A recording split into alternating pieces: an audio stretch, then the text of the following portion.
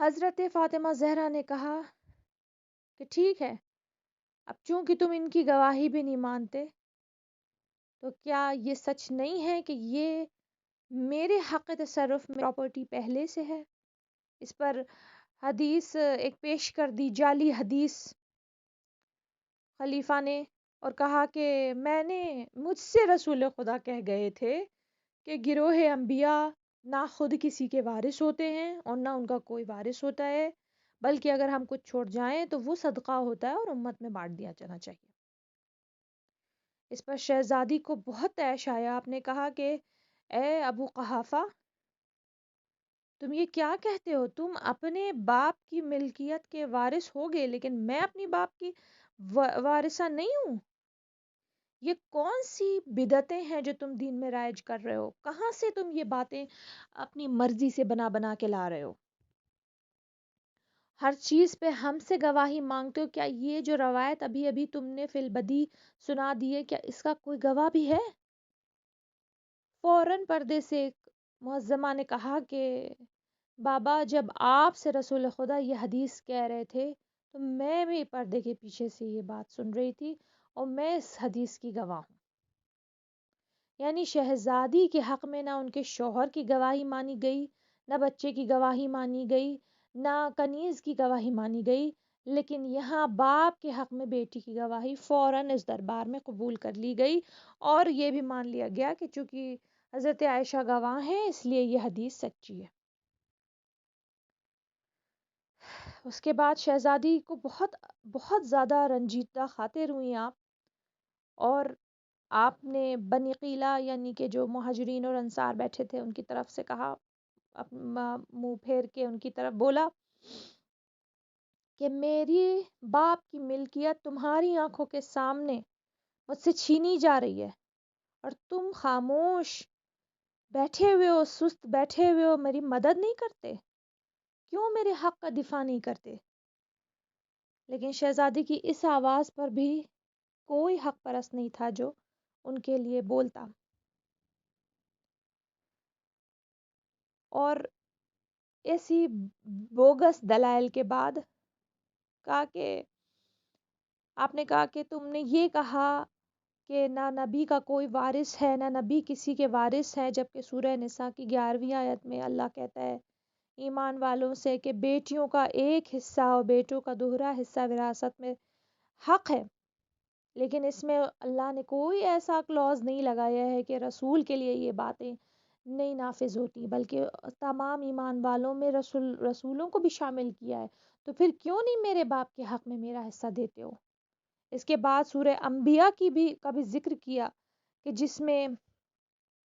سورہ انبیاء کا بھی حوالہ ہے کہ جہاں پر آیت نمبر 89 میں ملے گا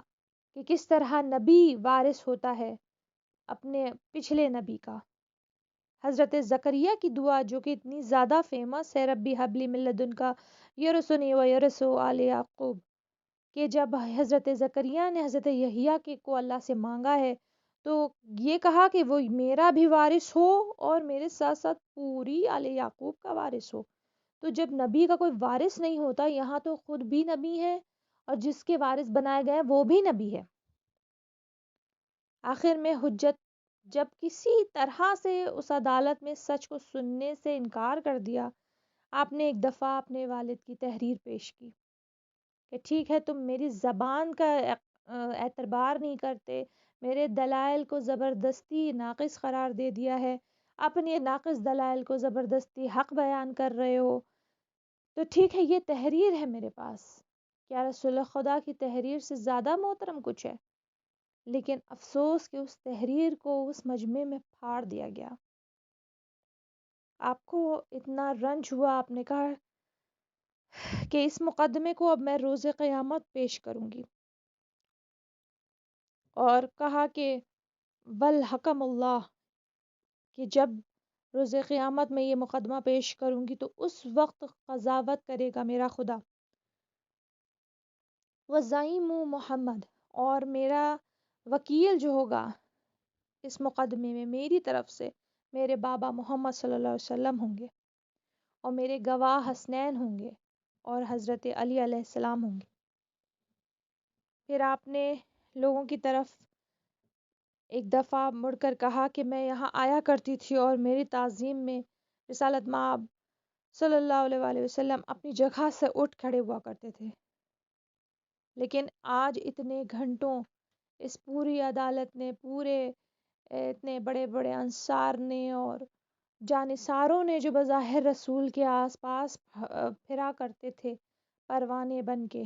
کسی نے بھی اتنا احترام نہیں کیا کہ مجھ سے بیٹھنے کو کہتا۔ اور اس پوری بحث کے بعد شہزادی بہت گریا کرتی ہوئی نالہ زاری کے بعد واپس اپنے گھر تشریف لے آئیں، اور دوبارہ آپ نے کبھی بھی ان لوگوں سے کہ جنہوں نے یہ ظلم آپ پر کیا، اور اس کے علاوہ آپ کو معلوم ہے کہ شہزادی کی شہادت کا کیا قصہ تھا اور حضرت امیر المومنین پر کیا کیا ظلم کیے گئے، اس کے بعد آپ نے کبھی ان لوگوں سے دوبارہ کوئی مصالحت نہیں کی، بلکہ آپ اس دنیا سے ناراض گئیں اور اس وصیت کے ساتھ کہ یہ وہ لوگ ہیں جنہوں نے میری ہتک کی ہے، میری سچائی کو جھٹلایا ہے بھرے بازار میں، بھرے مجمع میں، اور ان کے سوال سلام کا جواب بھی آپ نے نہیں دیا۔ آپ ان سے ناراض گئیں، دنیا سے ناراض گئیں ان لوگوں سے، اور خدا بھی ان سے ناراض ہے جن سے شہزادی کونین ناراض ہیں، اور اہل بیت بھی ناراض ہیں، اور خدا بھی، اور رسول خدا بھی، اور ہم بھی ایسے لوگوں سے برات چاہتے ہیں کہ جن سے شہزادی ناراض ہیں۔ باغ فدق کی پوری جو داستان ہے دراصل ہر مسلمان کو جھنجھوڑ دینے کے لیے کافی ہے، یعنی مسلمان کچھ بھی ہو سکتا ہے، کسی کے حق کھانے والا نہیں ہو سکتا، نہ کہ خلیفۃ المسلمین۔ امید ہے کہ ان تمام دلائل اور ان تمام جانکاریوں سے ہم بھی کچھ سیکھیں، شاید اس میں ہمارے لیے بھی ایک بہت بڑی ٹیچنگ ہے، اور وہ یہ ہے کہ ہمیں نہ صرف اپنے حق کو پروٹیکٹ کرنا ہے، اس کے لیے بھی آواز اٹھانی ہے، بلکہ ہمیں جب حق بات کہی جا رہی ہو اس کا بھی ساتھ دینا ہے، مصلحت نہیں کرنی ہے، ورنہ جس طرح جھوٹا ملزم ہے اسی طرح جھوٹے کا ساتھ دینے والا بھی ملزم ہوتا ہے۔ انشاءاللہ اسی طرح شہزادی کے سلسلے کی گفتگو کو ہم لوگ آگے کنٹینیو کریں گے۔ آپ سب بہت بہت اپنا خیال رکھیں۔ والسلام ورحمۃ اللہ وبرکاتہ۔